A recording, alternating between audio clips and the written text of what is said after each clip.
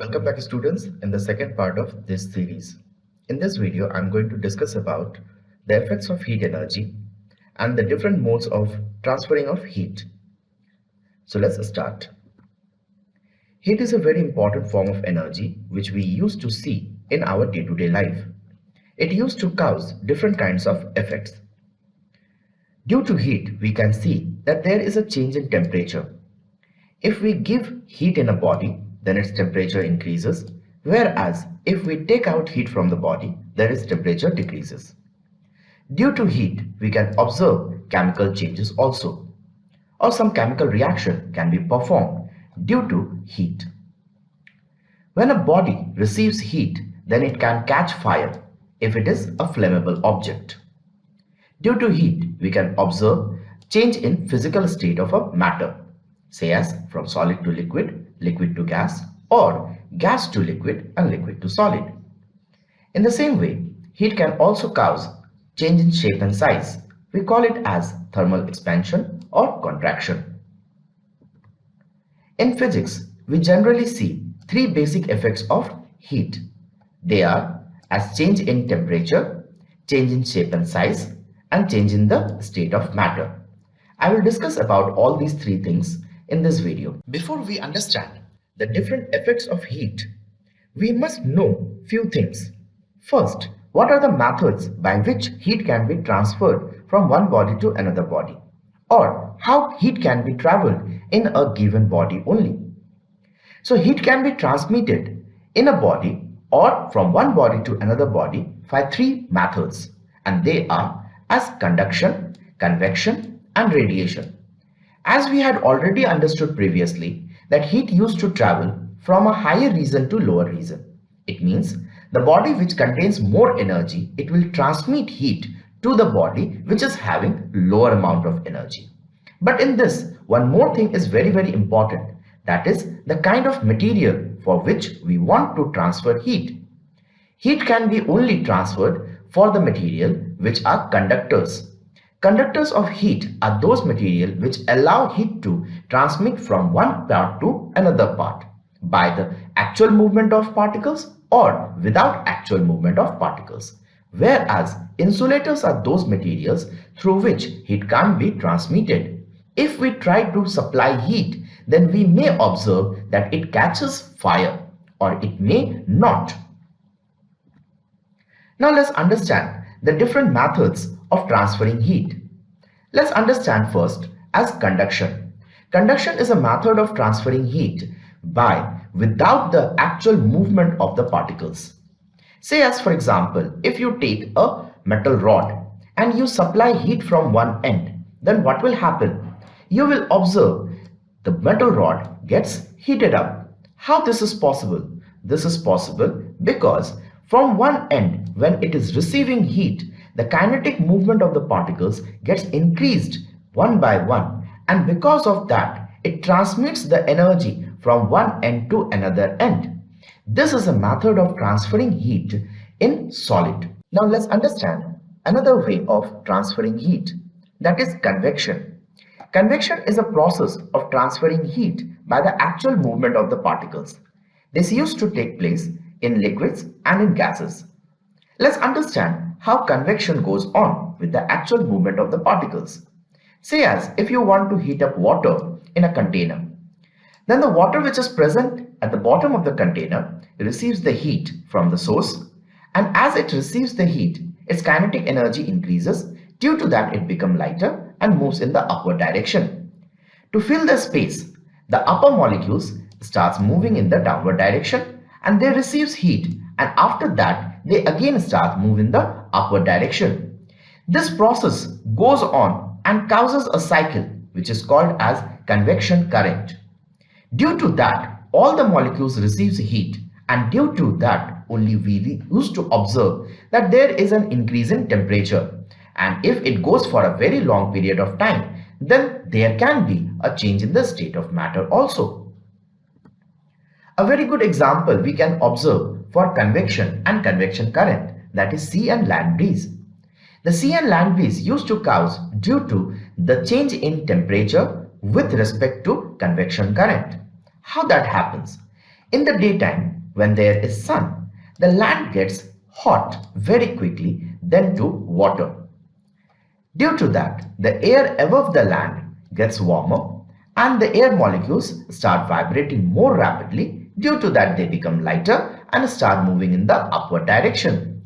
To fill that space, the cold air which is present above the sea used to rush towards the land, which causes the sea breeze and creates a cooling effect. But at the night, the sea becomes warmer because after receiving the heat for the whole day, the water is now comparatively warmer than to the land. The land drops down its temperature very quickly as soon as the sun gets set down. Now, the reverse phenomena goes on. As the water is warmer than to the land, the air above the water is now having more kinetic energy. Due to that, they used to rise in the upward direction. To fill that space, the cold air from the land used to rush towards the sea, which causes the land breeze. And because of this, we used to observe the coastal area used to receive a moderate kind of temperature. Now let's see the third form of transferring heat, that is radiation. In the previous two forms, we had observed that there is a particular medium required for the transferring of heat. In conduction, we had seen that a solid material is required that the particles transmit the heat from one to another. Whereas in convection, we had understood that fluids can transmit the heat without the actual contact between the particles but actual movement of the particles. In radiation, we don't require such kind of thing. The radiation can emit heat without the presence of any material medium. It is actually the radiating heat. The heat which we receive from the sun, it is a form of radiation. But after entering to the atmosphere, the heat used to transmit with the help of radiation as well as with convection. A black body used to absorb more radiant heat than to a lighter body. Now we know the three methods of transferring heat as conduction, convection and radiation. In conduction, we see that heat being transmitted in solid without actual movement of particles, whereas in convection, we see heat being transmitted in fluid by the actual movement of particles, and in radiation, there is no requirement of any material medium. Now let's understand the various effects of heat in an individual column. Let's start with the first one, change in temperature. As we know, when heat been supplied to a body or been taken out from a body, then we observe that there is a change in temperature. If we add heat in the system, then we will observe temperature will increase. And if we remove heat from the system, then we will observe there is a decrease in temperature. Why it is so? It is because we had understood this in the previous video where we had related the temperature and heat. As heat causes the movement of the particles or the kinetic energy of the particles, and the temperature is the denotation of the kinetic energy of the particles. So if heat increases, then the denotation will also increase, and if heat decreases, then its denotation will also decrease. We can calculate the quantity of heat which been supplied to a body on the basis of change in temperature in a body. We will understand about this calculation in further videos. Let's understand one more effect of heat as the change in the state of matter. When we say that there is a change in the state of matter, it means that there is a change in its physical state. Means solid changes to liquid, a liquid changes to gas, or in vice versa. This happens due to the change in the amount of heat in the body. If we supply heat to the body, then we increase the kinetic movement of the particles. And when we increase the movement of particles, then we break down the intermolecular attraction force. Due to that only, we observe that the matter used to change its state from solid to liquid and then liquid to gas. But if we take out heat from the matter, then what will happen? Then we are reducing down the kinetic movement of the particles. Due to that, the gases changes to liquid, and if we further drop down or we take out the heat, then what will happen? The liquid will change to solid state. While we understand the change in the physical state of a matter with respect to heat, then we have to also understand that while the matter used to change its state, there is a gradual change in its temperature too. If we plot the temperature change with respect to time, then we can get a graph over there which is called as the heating curve. With that, we also have to understand about a specific heat capacity of a material as well as the latent heat of a material or the specific latent heat of a material. I will explain about these terms in a separate video. Now let's discuss the change in the shape and size due to heat. A matter can exist in three different states: solid, liquid, or gas. In all these three states, we used to observe that when heat been supplied, then its shape and size changes. In a solid, we observe the change in shape and size in a different way than to in liquid or gas. For solids, we used to observe the change in shape and size in three different forms. They are linear expansion, superficial expansion, and the cubical expansion. Let's understand more about all these points. What is linear expansion? Linear expansion means when the length of the body only increases. If you take a solid body which is hollow or maybe solid, but it should not be very much thick, and if you supply heat to its one end or from its middle, then you can observe that there is a gradual increase in its length.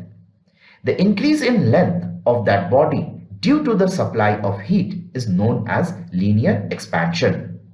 This can be represented with a mathematical term. Here, the delta L represents the change in the length of the body upon the length of the object or the actual length of the object equals to coefficient of linear expansion with respect to the change in temperature.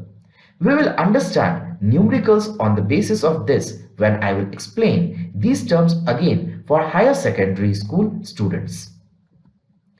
Let's understand the second form of solid expansion, that is a superficial expansion. What is a superficial expansion? In a simple way, you can say superficial expansion is a kind of expansion which we used to observe when the body used to increase its length and breadth, or its length been increased from two different dimensions. If you take a thin sheet of metal and you supply heat to it, then you will observe that its length and breadth increases. Due to that, at the end, you will get the resultant area been increased from its previous area. We can prove it out with a simple mathematical expression as the change in area upon the actual area of the metal sheet equals to 2 coefficient of superficial expansion. This can be also been represented with a symbol beta with the change in temperature.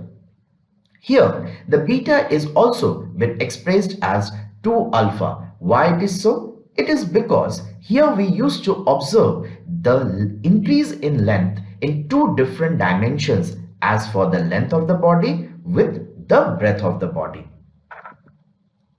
Let's see the last form of expansion in a solid, that is a cubical expansion.